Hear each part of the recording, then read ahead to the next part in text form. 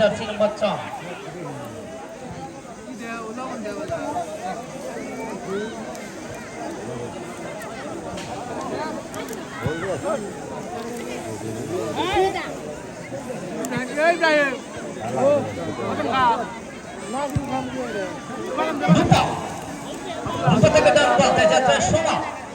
সমান নিয়ন্ত্রণ। আজকে সিরাজগঞ্জের রসুলপুর উচ্চ বিদ্যালয় মাঠে মেয়েদের এই আয়োজনটা কতটা পূর্ণতা পেয়েছে এই অঞ্চলের দর্শকরা আজকে তার প্রমাণ দিয়ে চলেছে। কিন্তু গ্রামীণ ফুটবলে প্রতিটা মাঠে দর্শকরা কি পরিমাণের সাপোর্ট দেয়, স্থানীয় নীতি নির্ধারকরা কি পরিমাণের সাপোর্ট দেয় তার প্রমাণ কিন্তু আজকের এই মাঠে।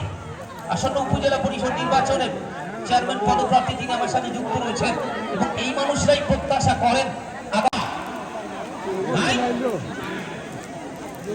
এবারে সিরাজগঞ্জের পক্ষে কারা, তারা একটা হাততালি দেবে। নিজের জেলার বাইরে তারা কোথাও যাবে না, সিরাজগঞ্জের মানুষ সিরাজগঞ্জেই থাকবে, বাইরের জেলাকেও সমর্থন দেওয়া দরকার।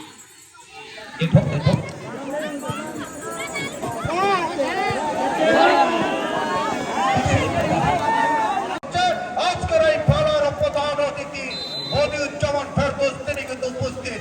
চাঁদফল মাঠের বাইরে থ্রোয়িং সিরাজগঞ্জ ফুটবল একাদশের অনুকূলে থ্রোয়িং করবেন ভয়ের আলী সীতা, তিনি প্রস্তুত থ্রোয়িং করার জন্য।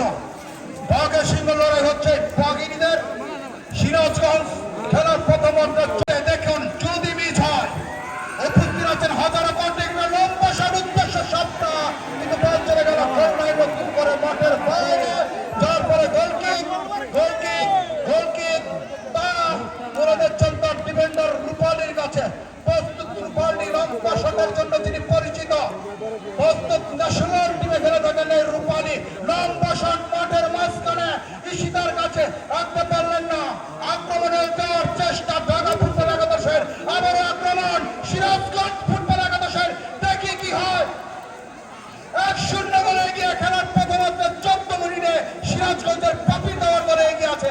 আবারও ডান পাশ দিয়ে আক্রমণের চেষ্টা একজনকে কাটিয়েছেন, এখনো বল সিরাজগঞ্জের খেলোয়াড়ের পায়ের নিয়ন্ত্রণে, দেখি কি হয়। দুজনকে কাটালেন কিন্তু শেষ মুহূর্তে রোজিনা ক্লিয়ার করে